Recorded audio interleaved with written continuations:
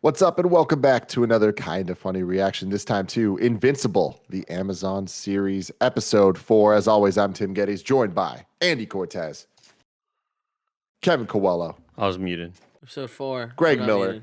I really like and they do that thing. That's what I do it every time. You know, Nick what I mean? every Scarpino. Trying to do the Viltrumite logo, but we haven't seen it yet. But it's so Oh, I see it, Nick. That's cool. I That see looks it, Nick. I see it. nasty. That looks nasty. Do you like it every time, Kevin? You really like that? I just think I it's don't. dumb. I hate think it. it's I hate dumb. it. I think I'm it's in dumb. that And it's grown on me where it's like, they did it, and everyone that's sitting with me is like, you're such a child. Yeah, it's my least favorite part of the show, for Yeah. sure. But there's nothing to not like about this show that you can watch on youtube.com/kindoffunny, or you can also listen to it as a podcast. Just search for the Kind of Funny screencast and we'll be there. We're going to rename it eventually, but for now, Kind of Funny screencast feed is the feed for all of our reaction content. Nick, let's start with you. What do you think of this episode of Invincible? I really liked it. I really liked this show.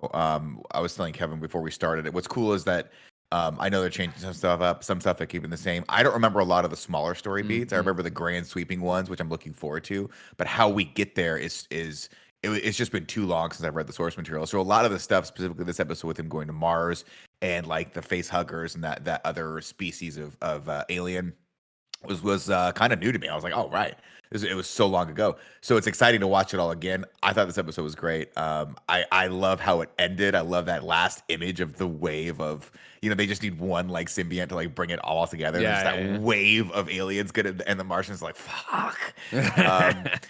I think it's cool, man. I think it's really good. Kev? One quick note for Nick. I was wrong about that. No, but That they are being changing different. some stuff. They're right? still shaking it up. changing More. small I mean, stuff. not as I'm just drastically saying, as yeah. you thought it, but yeah. I don't So know if to you me, I walked think that's away. cool. When No, I saw that part. Yeah, I realized that we were discussing that, but whether or not the Martian stuff was different. But I like that they're changing some small stuff, and to me, it's not a story that I've gone back and reread, and now I kind of want to after this whole thing's done. But that's going to be a few more seasons, I imagine. Andy, what do you You'll think? You'll break and read before then. I had to come borrow them again from you, Greg. It's fine. I got all 12 right here. All right, cool. Andy, what do you think? I dug it quite a bit. I'm not sure what these face suckers mean for the future. Are the face suckers the White Walkers, and we're dealing with all the other stuff between did Omni-Man kill them? Well, we know he did, but you know what I mean. Are they going to figure out who killed Omni-Man, and there's this larger threat in the background?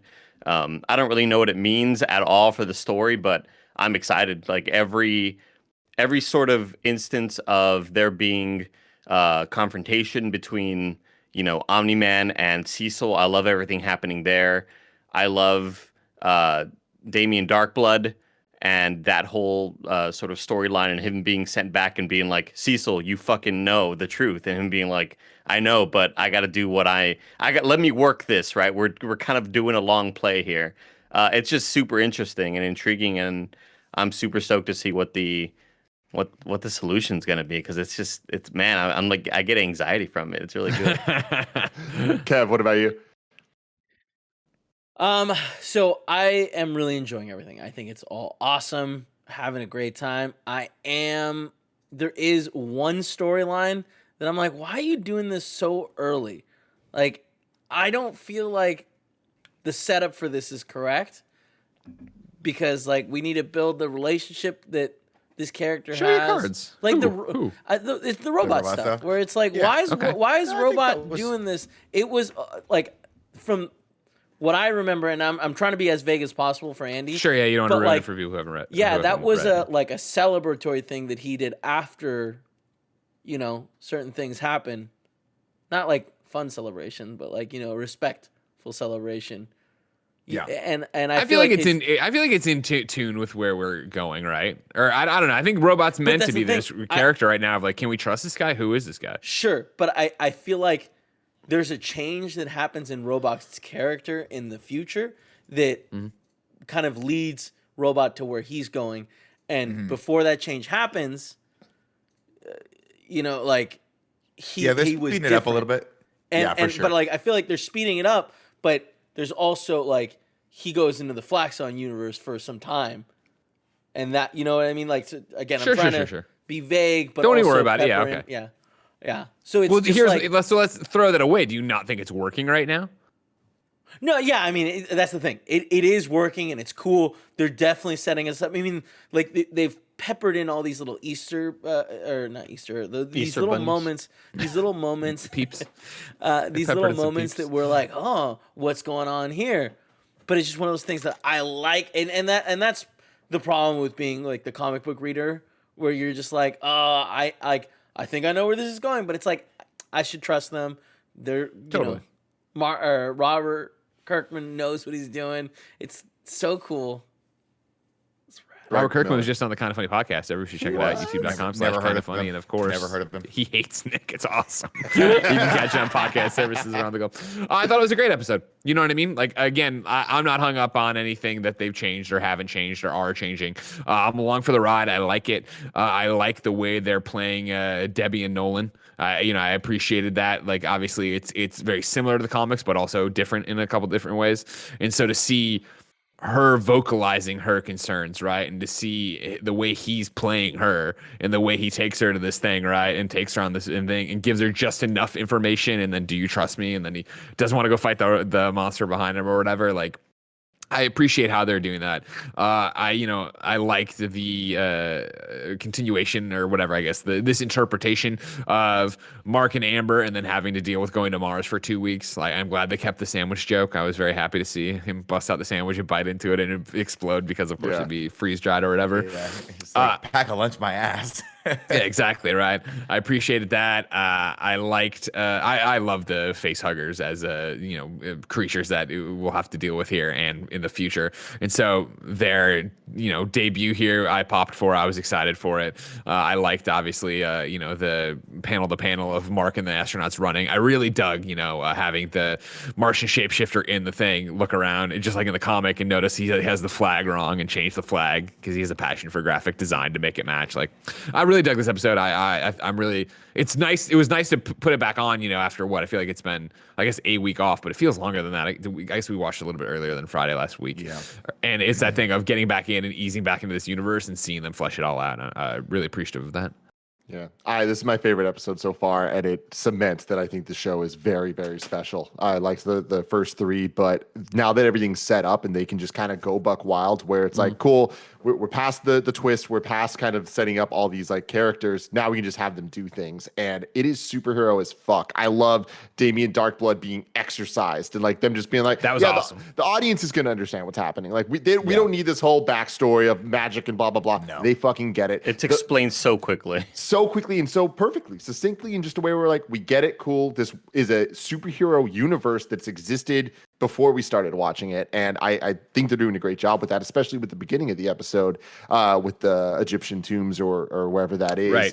And like the bait and switch, and like having the what looks like the swarm of locusts, but like, oh no, that was just Mark flying poorly. Like, so fun, creative uses of like the main characters doing things while the world is existing as a character around them. And that is so cool to me. This episode is brought to you by HelloFresh. With HelloFresh, you get fresh, pre-measured ingredients and mouth-watering seasonal recipes delivered right to your door. HelloFresh lets you skip those trips to the grocery store and makes home cooking easy, fun, and affordable. And that's why it's America's #1 meal kit. HelloFresh cuts out stressful meal planning and grocery store trips so you can enjoy cooking and get dinner on the table in about 30 minutes or less. A lot of people at Kind of Funny have been using HelloFresh, including Kevin. Isn't that right? Yep, and I love it. What do you love most about HelloFresh, Kev? So we do the vegetarian options because Paul is a vegetarian, and I can't believe how many different vegetarian foods I'm eating that are phenomenal. There's so many. That's great. And that's the whole thing. HelloFresh gives you a ton of options based on your diet, based on what type of food you're looking for. They offer the flexibility you need with customizable orders every week. You can easily change your delivery days or food preferences and skip a week whenever you need. So you can go to HelloFresh.com/morning12 and use code morning12 for 12 free meals, including free shipping. That's HelloFresh.com/morning12. Next up, I want to give a shout out to to BetterHelp, our new sponsor, BetterHelp Online Therapy. A lot of us take care of our bodies, but 2020 and 2021 have been tough. So you might also want to be taking care of your minds. I mean, definitely, you 100% do. It's been really rough. There's a misunderstanding of what therapy is. It can be whatever you need it to be, whatever you want it to be. It doesn't have to be sitting around talking about your feelings. A lot of people battle with their temper or their stress and it's about to kill them, or they have depression, anxiety, PTSD, the list goes on. If this is you, you can use therapy to get some tools that help make life easier. BetterHelp is customized online therapy that offers video, phone, and even live chat sessions with your therapist, so you don't have to see anyone on camera if you don't want to. And that's great. I know a lot of people have a feeling that one way or another about this type of stuff, and I love that this kind of gives you the options to do it at your own pace and so that you feel comfortable. We're always talking at Kind of Funny about how important mental health is, and this is a great way, great couple steps that you can be taking to deal with it. It's much more affordable than in-person therapy, and you can start communicating with your therapist in under 48 hours. Join the millions of people who are seeing what therapy is really about. It's always a good time to invest in yourself because you are your greatest asset. This podcast is sponsored by BetterHelp, and all of you listeners can get 10% off your first month at betterhelp.com/morning. That's BetterHelp.com/morning. betterhelp.com/morning. And that's one of the things that, the comic does so well. And I think, honestly, the comic does in a longer stretch of time is establish the fact that there is a wide world / universe of things happening and characters going on here. And some of the people that we've already been introduced to that you think are a throwaway that you'll see again later on and become more and more important as they go on.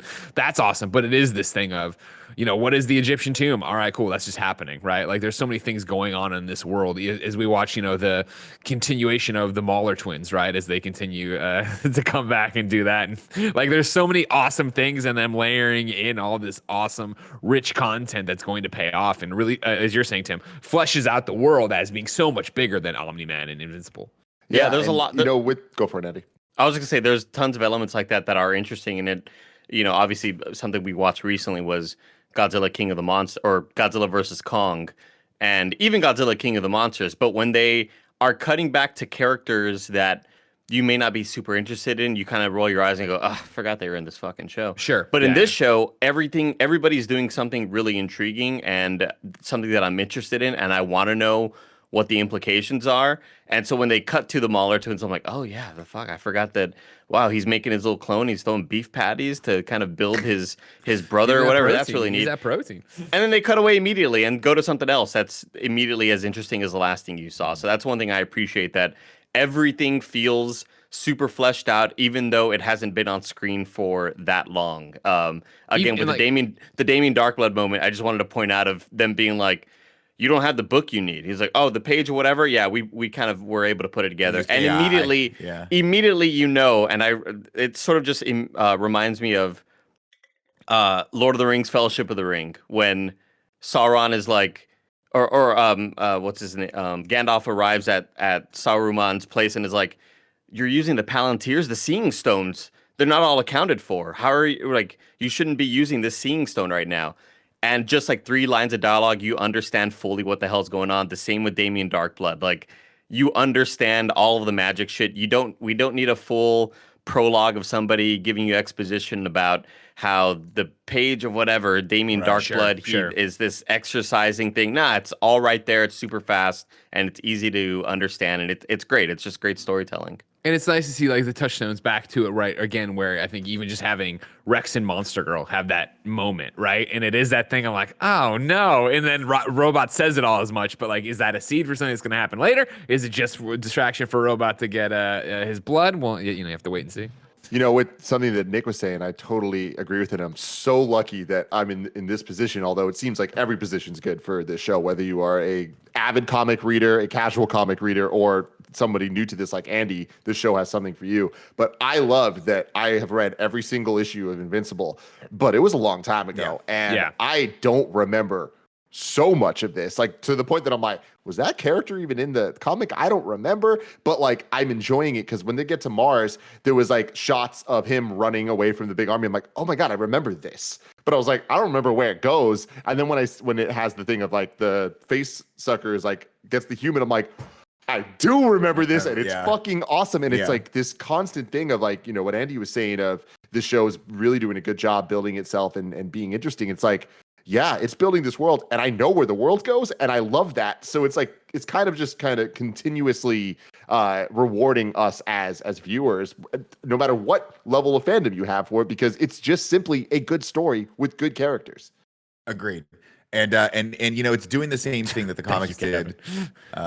It's doing the same thing the comics did as I was reading them, right? I mean, I there was a moment where when I first started reading, obviously I was catching up, and Greg gave me the compendiums, and I got through the first 5 volumes, and then I was like, shit. Now I have to read these as they're coming out every month, and I love/hate that, and that's right where I'm at with this. I'm like, just Amazon. Could you just give them all to us? Let's go. I want to see where this goes. But then, of course, I'm going to be a spoiled child. Read the books again. I know. When the whole season's over with, I'm going to want season 2 immediately, too. So it's great. It's keeping me going. I cannot wait for next week. Just a little thing to note. Right now, the compendiums are like $20 a pop.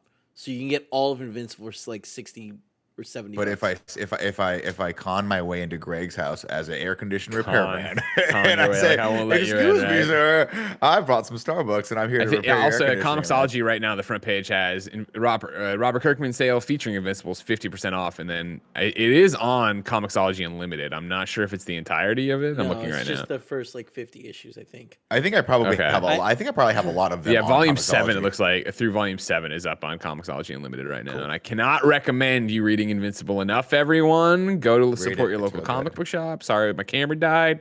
Yeah, get out there and do that. And again, I personally, I think I've seen so many conversations about if you should read Invincible, if you shouldn't read Invincible while you're watching the show.